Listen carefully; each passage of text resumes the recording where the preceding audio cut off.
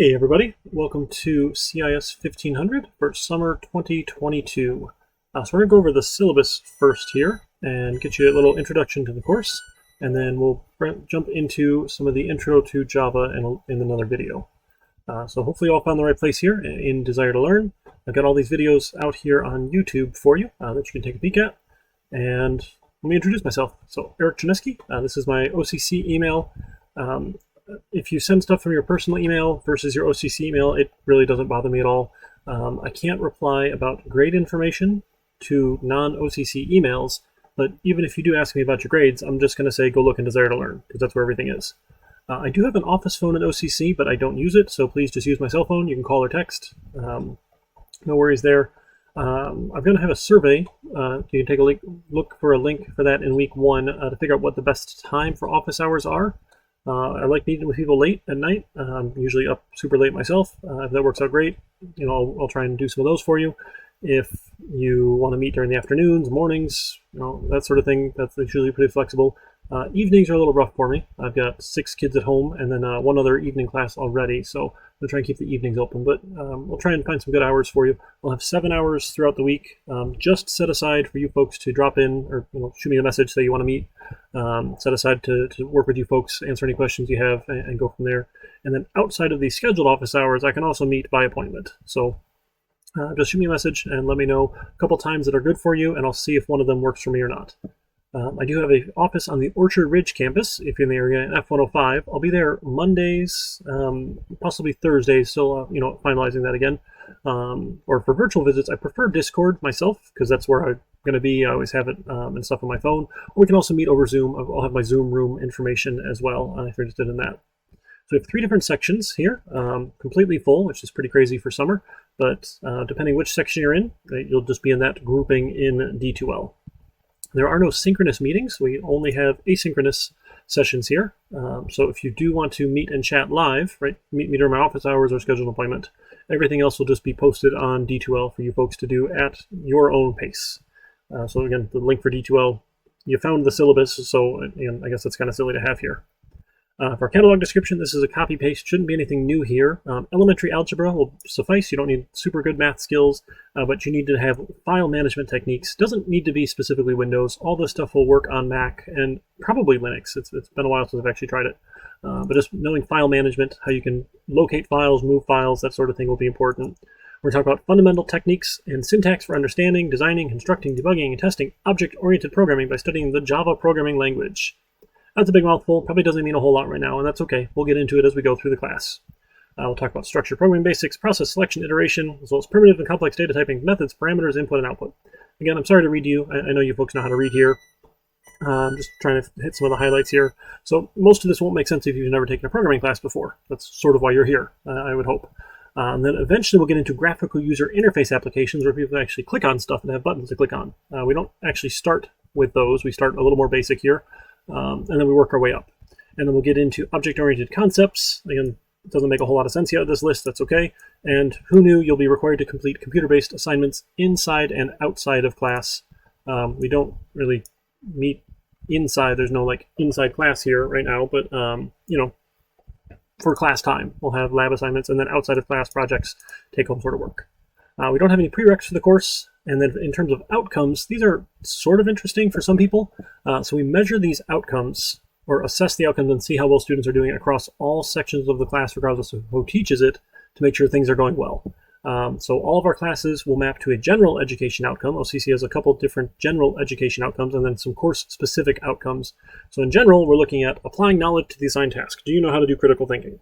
So yes, you'll be able to apply the things that you've learned to the task that you're given to solve problems. And to do that, you need to think critically. So we'll work on that through the semester. And then specifically to Java, we'll use an IDE or an integrated development environment to develop a running Java program, edit, compile, and run, and use the IDE's debugger. It's probably not going to make a whole lot of sense. That's okay. We'll work through the debugger as we get there. This will be your best friend. So we can actually take a peek and see what's happening inside the computer, essentially, as the program runs. And then we'll look at constants and variables, those sorts of things. Follow Java code, write Java code that does loops and flow control, read to and write to disk files, be able to use Java classes, create objects of a class, more object-oriented stuff, concepts of inheritance, utilize arrays, and then finally create a basic GUI program with event handling. That's the last fun thing that we do in the course. For our textbook, we have one required textbook here. It's Murrock's Java Programming, the 5th edition. There is a 6th. It was just recently coming out. It wasn't available yet for us to use in the course, I believe, when we had to submit all of our book information. So the 5th will be fine. There's a couple new things in the 6th, but we won't miss out too much. You can get a physical copy or a digital copy from whatever your favorite book retailer is. Go ahead and get it from there. And then we have a whole bunch of tools. We'll go through installing the tools in another video as well. But we'll need a GitHub account. GitHub, Discord, Twitch, they're all public services, so use whatever username and handle you want. It doesn't have to be your name. All of the stuff you submit will be through D2L, and that's how I know it's you, because your name's on all the stuff in D2L. So you'll need a GitHub account. This is free. The GitHub desktop client you can download from desktop.github.com. If you want to use Discord for office hours or just general questions about the class, fantastic. There's also a discussion board in D2L if you like those as well. Either one's perfectly fine. We're going to use IntelliJ as the IDE we're going to be using. The Community Edition is free. You don't need to get any licensing for it. That's the preferred one. If you have a different IDE that you like, sorry, it's my insulin pump here. It's yelling at me here. If you have a different IDE that you like, you're welcome to use that, but I wonder why you're in intro class if you already have a different IDE. And then we're also going to use Scene Builder at the tail end of the course when we get into GUI programming, so you don't need to worry about that one right now. Or if you don't want to install all this locally, you have the option of using the college virtual desktops. And you can follow this link to find the particular operating system that you need, and we can go from there. Right, in terms of course policies, so my specific course policies here on plagiarism and cheating is you will fail the course for cheating. And most of the time what cheating ends up being is plagiarism.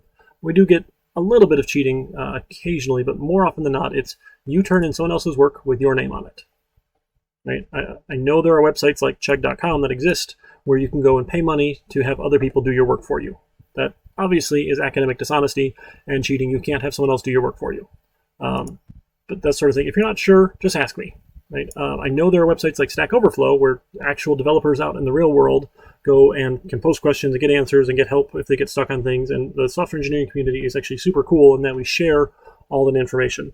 And you know, people just do it out of the goodness of their heart, which is super cool. I don't know. There aren't very many industries that have this sort of resource available. Most of the time, if you're looking for something on Stack Overflow, you're going to go down some weird rabbit hole that won't be super helpful. Right? We're doing essentially some basics here. Eventually, later on, it can be a very useful resource, but most of the time, you probably are going down a rabbit hole that you don't need to. So using something you found online for like one little piece of a solution is fine. Like when you write an English paper, you cite a source and say, hey, someone said this, or this was an idea that someone else had, and I'm going to cite my source, and then I'm going to add original thought to it. It's how you write a research paper, right? A research paper is not, here's a bunch of copy paste and quote, quote, quote, quote, quote, quote, the entire thing's quotes. There's original work added. Same goes for programming. So if you find one little piece of code here, like, hey, this will reverse something for me. Sure, perfectly fine. We're going to cite your source. I'll show you how to do that. No big deal. But you can't turn in someone else's entire solution and stick your name on it. Or even say, hey, I found the solution here. I'm going to cite my source. Right? You can't. You have to have original work yourself. So if you're not sure, ask me. Right? It is so much easier to talk to people about it and look at what's going on and figure out and help them get going than it is to do all the paperwork to fail someone. It's a lot of paperwork. It upsets me, and I get irritated and grumpy, and I complain to my wife, and then my wife is upset that I'm irritated and grumpy, and then it's just a bad time. Right? I've not had a semester yet since I started teaching in 2012 where I've not had to fail someone for cheating or plagiarism, essentially, which is really unfortunate. I don't know why people think they can do this. I mean, honestly, I might not catch it. Right? There's 30 of you in each class, and there's one of me, and there's a chance I'm going to miss it. But just do your own work. It's not that hard. The paperwork's annoying, and then you have to get reported to the dean's office, and the dean has to track that, and the college has some policy college-wide, and then you fail the class, and it's just annoying for everyone. So let's just not do it.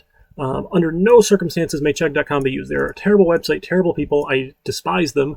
They are awful to work with, despite all the promises to be helpful and friendly to faculty. They are the worst people ever. So nothing from Chegg may be used, or any other similar websites like Course Hero or all that other nonsense. You can't give your work to someone else and have them give you an answer. Right? That's silly. And then the OCC handbook, copy paste. This comes out of the handbook. I don't need to read that one to you. Acquisition of tests or distribution. You can't post course materials on sites like Chegg. That is a violation of our academic integrity policy, right? Don't go post stuff, right? And then if someone asks you to see your code because they just want to see how you did it, you are aiding and abetting them of copying off of you.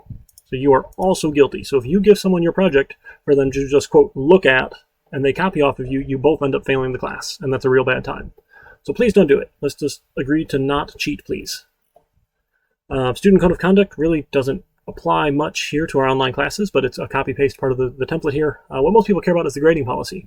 So I use a weighted system. So there's 100% of your final score comes from different categories. So there's points for labs, points for projects, points for quizzes, points for a midterm, points for a final project.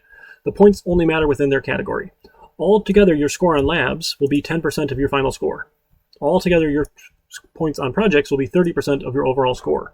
So we'll do a lab every week. They're meant to be small practice assignments that, if this were an in-person class, you could get done before you walk out the door. So I'm going to show you some concepts, show you some topics, and then the lab is your chance to go do a quick little practice, a low-stakes practice before you walk out the door. I'll go around and I'll help people with labs. If we're meeting in person, if you want to come to office hours, schedule an appointment with me, I will literally help you write the lab. Right? I have no problem doing that. The goal is you get these done, and that's your chance to practice. The projects are the big assignments. We're going to do these every other week, starting next week. We'll have 4 of them, and then we'll have a final project. These are individual projects where now that you have some skills and techniques and things that you can do with Java, I ask you to go solve a bigger problem. You've got 2 weeks to work on these, and they're every other week for the first while. We'll do a quiz every chapter. This is really meant to be free points. They're open book, open notes, open internet quizzes, but you shouldn't have to go Google anything.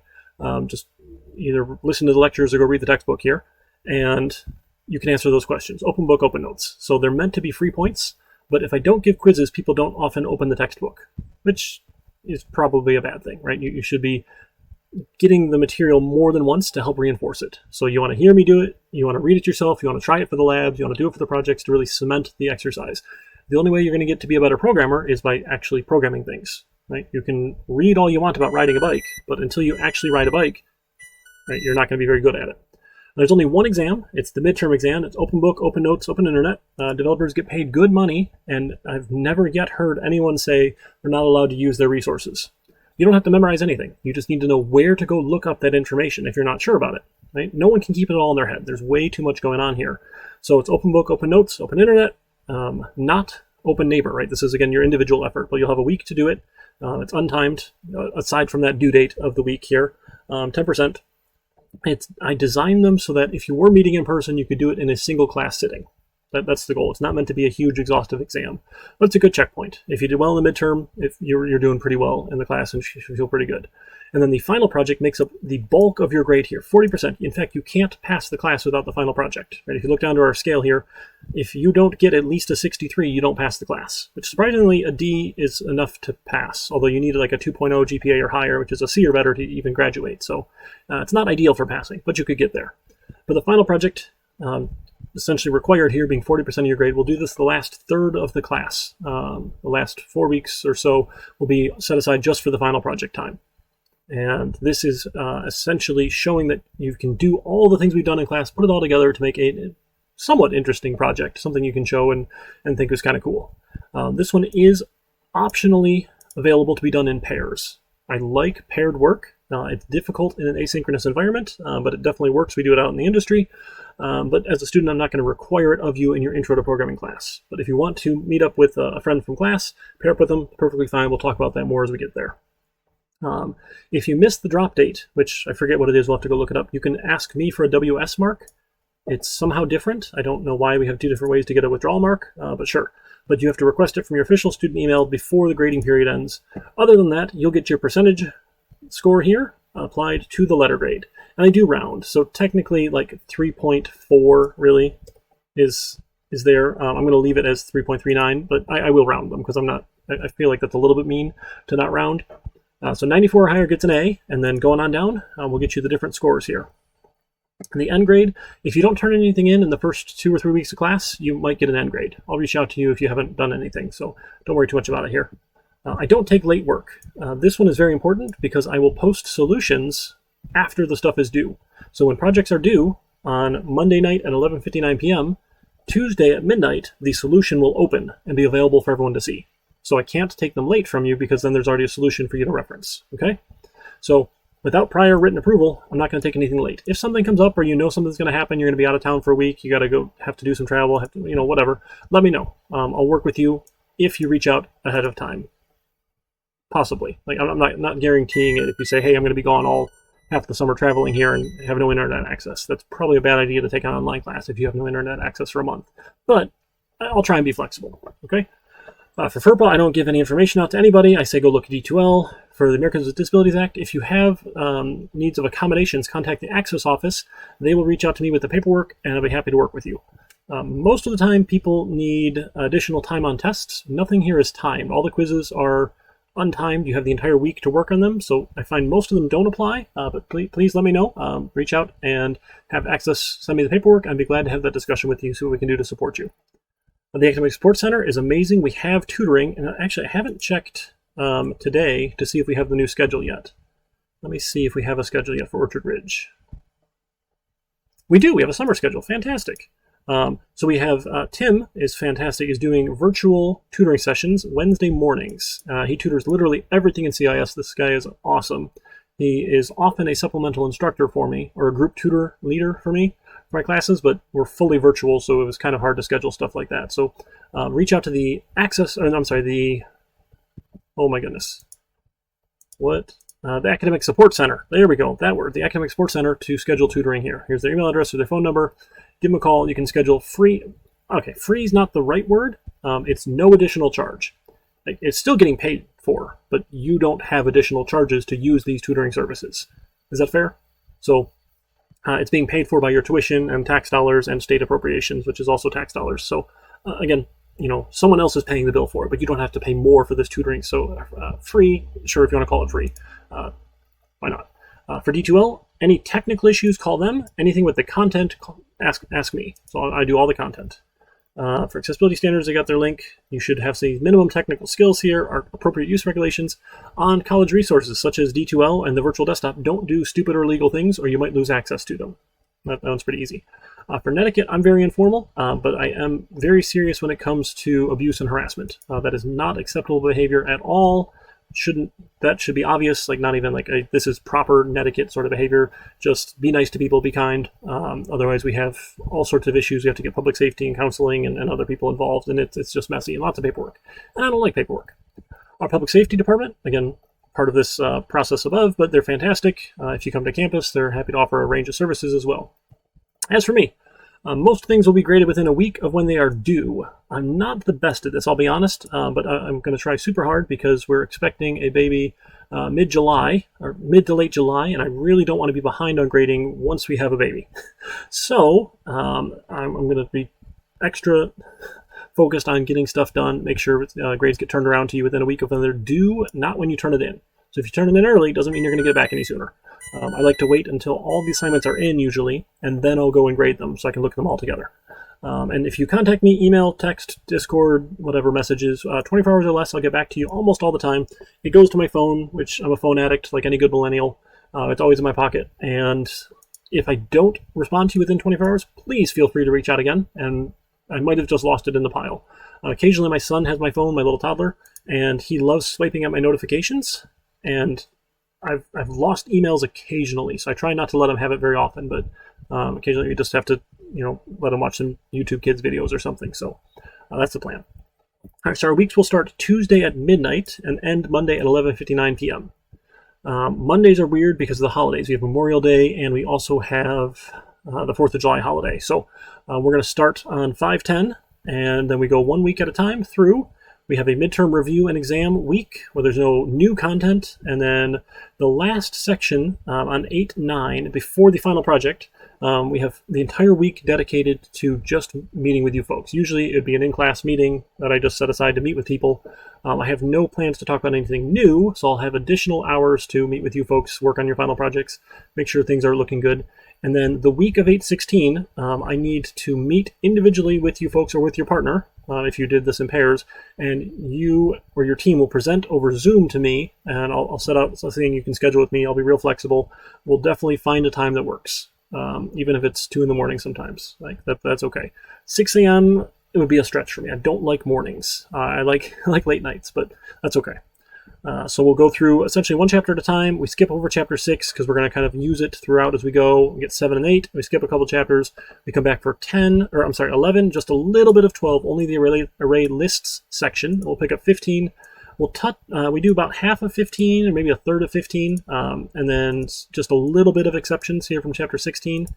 We might not even use much of it because we talk about that a little bit in chapter 5. I'm still kind of fine-tuning the schedule here.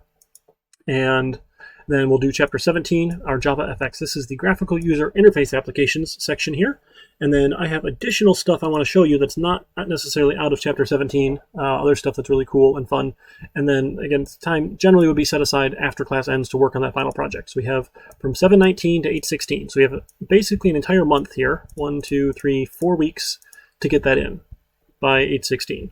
And then really it's the week of 8/16 we're going to schedule for. So early is always better than later because I know you'll have other stuff going on this summer. So definitely want to get ahead and get started on this one early rather than save it towards the end. So the projects will be every 2 weeks up through the midterm week. Then we come back, we get a new project. That one's due, and then we just keep on moving. Okay, so that's the tentative schedule. Again, it is subject to revision if I deem necessary, but I'll let you folks know. All right, if you have any questions or concerns, let me know. I like if you folks are willing to post in Discord. It's like if you raise your hand in class and shout out a question, everyone gets to see the question, and then everyone gets to hear the answer. You can also use the discussion board, the questions and answers discussion board in D2L if you prefer D2L to Discord. Either is perfectly fine. I'm not the biggest fan of discussion boards, so we'll see what we can do with them. We'll make them work, and it should be a lot of fun. So I'm looking forward to a great semester. Let me know what I can do to help you be successful. Take care, everybody.